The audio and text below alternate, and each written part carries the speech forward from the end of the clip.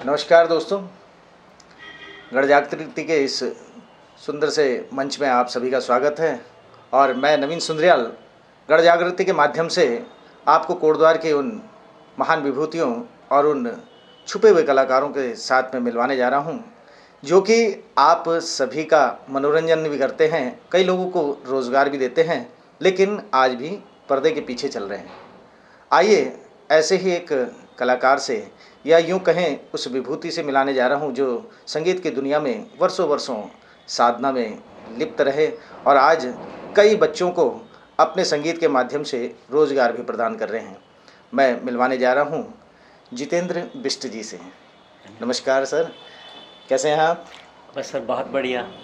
Sir, हम गण जागृति के माध्यम से लोगों को संगीत की एक प्रेरणा देने जा रहे हैं और इसके बीच में जो हमारे खामियां रहती हैं उन खामियों से भी रूबरू करवाने जा रहे हैं।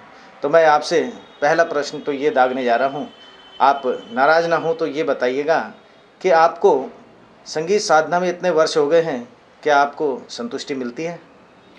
सर, जो लोग मुझे व्यक्तिगत रूप से जानते हैं वो ये भी जानते हैं कि मैंने अपने जीवन में काफ़ी उतार चढ़ाव देखे हैं, अभी भी देख रहा हूँ। अगर कोई और आम इंसान होता तो जितनी अच्छी तरह से मैं इस लाइफ को फिर भी जी पा रहा हूँ विपरीत परिस्थितियों में, तो शायद ये सिर्फ संगीत का ही असर है।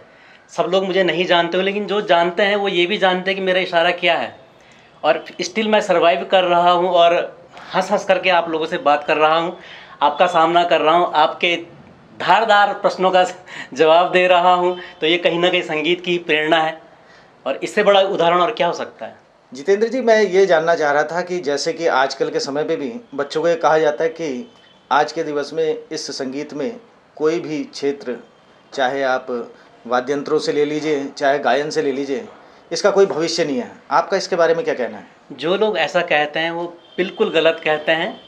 मैं बिल्कुल पुरजोर उनका विरोध करूंगा। सबसे पहली बात यह है कि देखिए, हमारा जीवन का उद्देश्य क्या है?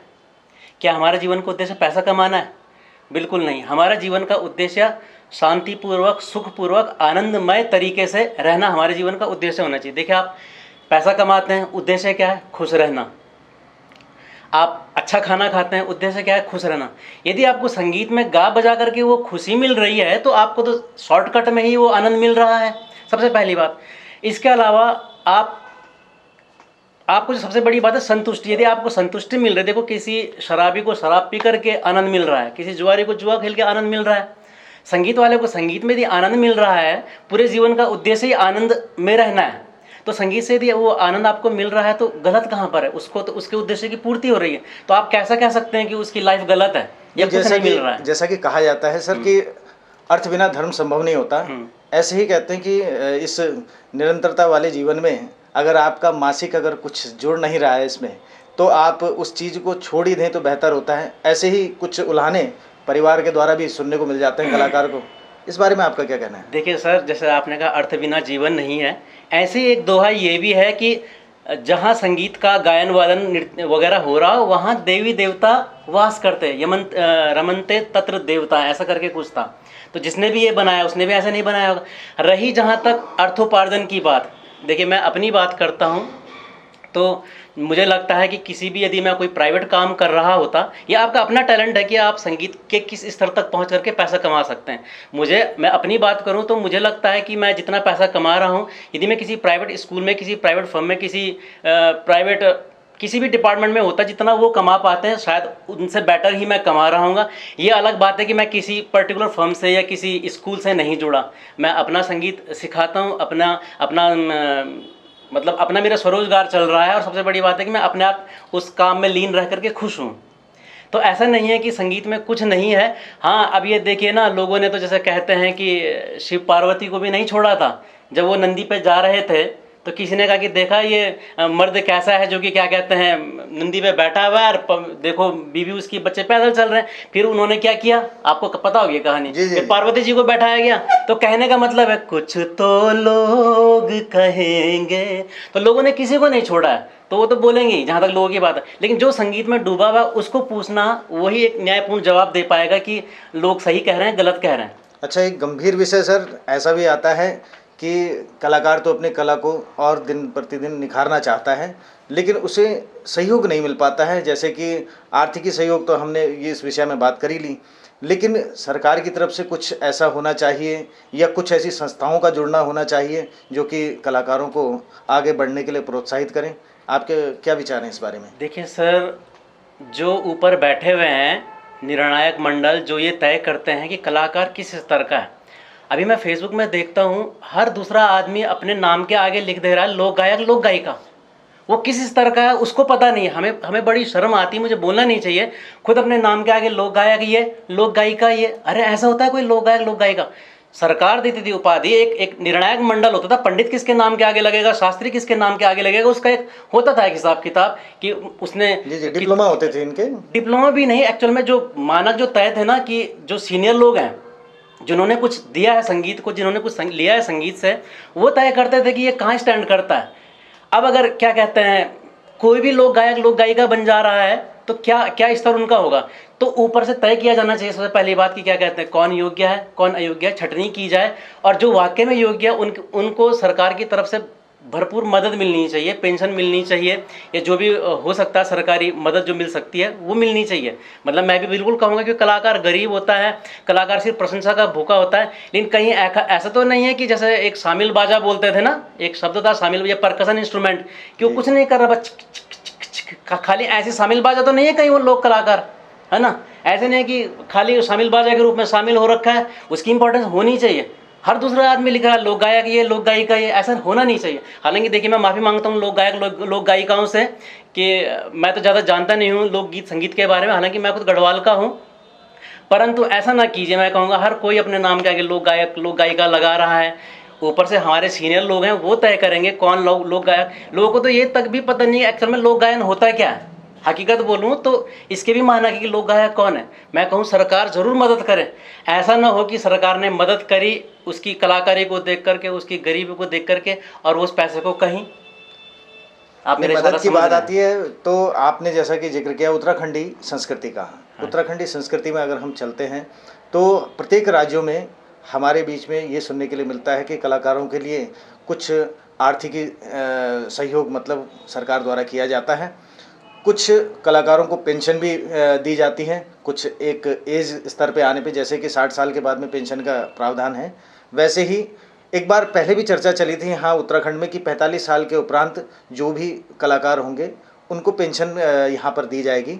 आप क्या इस बारे में सोचते हैं कि सरकार को ये करना चाहिए, उत्तराखंड की सरकार को?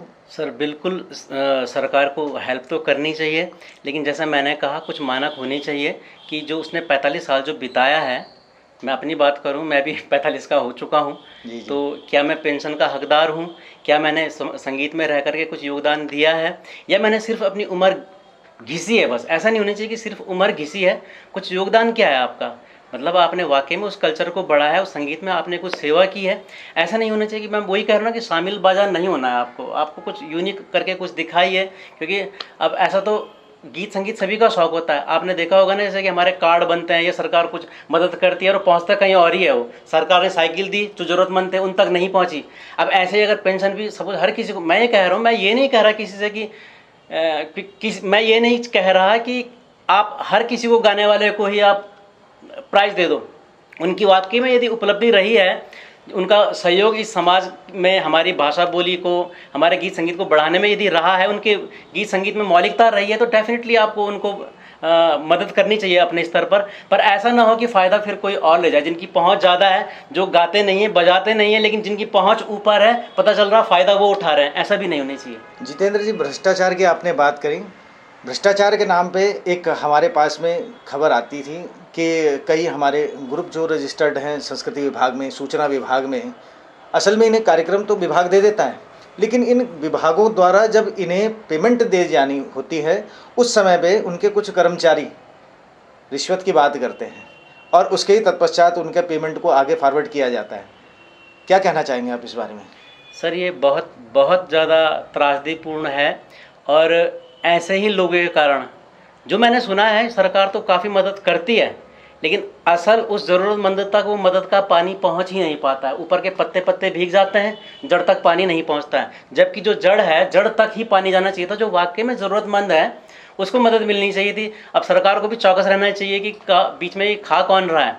लेकिन हकीकत ये है कि एक बंदा नहीं जा सकता कहीं पर, वो बीच में खराब कड़ी रहती है जिस कारण वहीं से भ्रष्टाचार फैलता है। तो अब सरकार भी कोई, अगर हम एक दो ईमानदार बंदे हैं तो हर किसी के पास जाकर के तो नहीं देख सकता कि क्या कहते हैं कौन क्या कर रहा है। लेकिन हाँ, अपने स्तर पर फिर भी कोशिश करनी चाहिए कि उन्हें देखना चाहिए कि जड़ वाले जो कलाकार है उसको मदद मिल पा रही है कि नहीं मिल पा रही है।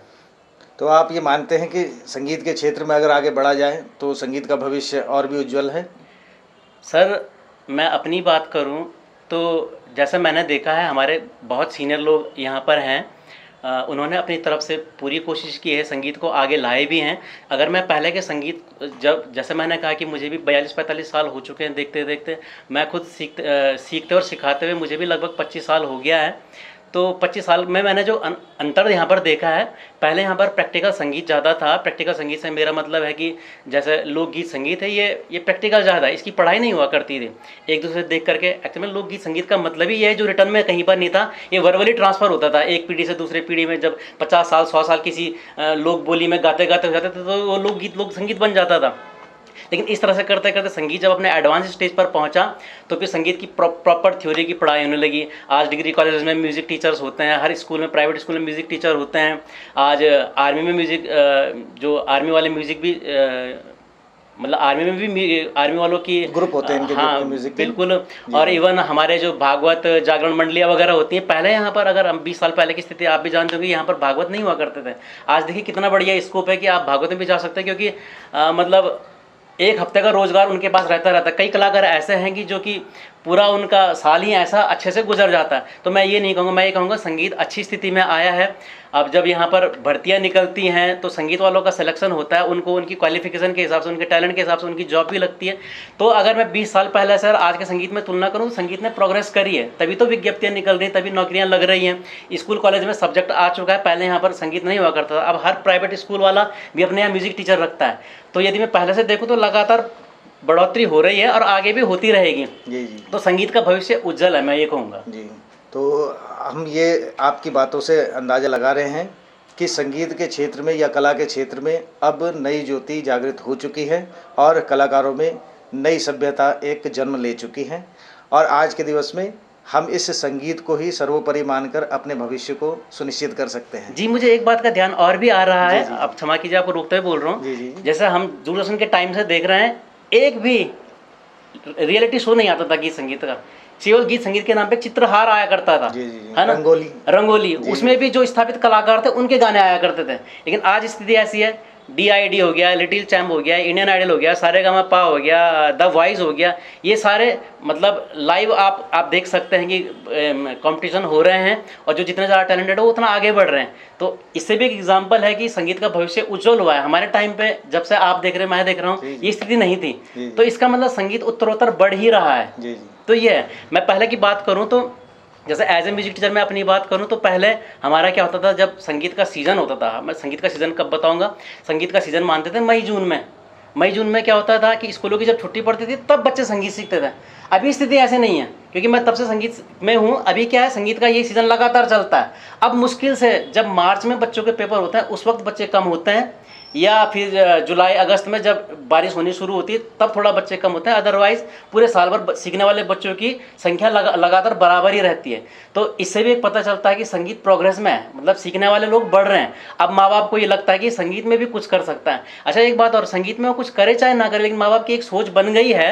अब जो आपने पहले कहा था ना, वो हमारी पीढ़ी की माँ बाप की सोच थी। अभी की सोच क्या है कि नहीं, बेटे को म्यूज़िक में भी करना है, पढ़ाई से थकेगा तो म्यूज़िक में कुछ करेगा तो दोबारा से उसको पढ़ने का मन करेगा। और क्योंकि संगीत में भी एक अलग फील्ड हो चुका है अपना करियर बनाने का, तो माँ बाप को भी ये जागरूकता हो चुकी है कि यार चलो, जरूरी नहीं कि पढ़ाई में कुछ करें। तो इससे भी हमें पता चलता है कि संगीत का भविष्य उज्जवल है। जी, मानसिक मजबूती के लिए भी बिल्कुल संगीत का होना आवश्यक है। और उन अभिभावकों के लिए आप क्या कहना चाहेंगे जो कहते हैं कि हमारे बच्चे को कितने दिन में सिखा देंगे आप? देखिए सर, उनके लिए मैं एक बात कहूँगा कि जब वो सरदर्द की गोली खाते हैं ना, तो सरदर्द की गोली भी ऐसा नहीं कि खा यार पचा यार हो गया। ये संगीत है जिसको कि ये ऐसा नहीं है कि एक दिन में एक, ये आपने देखा होगा ना, 15 दिन में संगीत सीखे किताब मिलती है, 15 दिन में हारमोनियम बजाना सीखिए। आपका बच्चा जब चलना बोलना सीखता है तो उसको भी कम से कम 2-3 साल लगते हैं, कम से कम 1.5 साल तो लगता है। अच्छा, संगीत में सरकार पीएचडी की उपाधि देती है, संगीत में नेट क्वालिफाइड होता है, संगीत में एमए बीए किया जाता है। जब एमए बीए करने की जो आप ये समझ लें 12 तक के बाद समय 3 होगी। साल, 12 3 15 2 17 साल में तब जाके उसका एमए होता है। तो आपका 17 घंटे में कैसे आ जाएगा संगीत? एक सोचने वाली बात है ना। आम पढ़ाई आ ई लिखना, जब हम अपने बच्चे को आ बनाना सिखाते हैं तो पहले पेंसिल पकड़ना सीखता है। 1 साल तक तो पेंसिल की नोक तोड़ता है, कागज घिसता है, 1 साल उसमें पेंसिल तरीके से पकड़ने में लगता है। आप संगीत में कैसा कह सकते हैं कि 1 दिन में, 2 दिन में, कितने दिन में आ जाएगा? ये तो प्रश्न ही कहना नहीं चाहिए, लेकिन मूर्खतापूर्ण है। और मुझे इस प्रश्न से हर दूसरे तीसरे दिन सामना करना ही पड़ता है कि हमारा लौट तक कितना दिन हम आ जाए। ये आम प्रश्न होता है। मैं कहता हूँ ये दवा यार खिला देना, आ जाएगा। जी जी। तो ये थे हमारे साथ में संगीत के पुरोधा जितेंद्र बिष्ट जी, और कुछ खट्टे मीठे कुछ तीखे सवालों से हमने आप लोगों को अवगत कराया और उनके विचार सुने। गढ़ जागृति के इस एपिसोड को हम यहीं पर समाप्त करते हैं। आप इस चैनल को ज़रूर सब्सक्राइब कीजिएगा और साथ ही साथ अपने विचार भी हमें ज़रूर पहुंचाइएगा कमेंट बॉक्स में। धन्यवाद।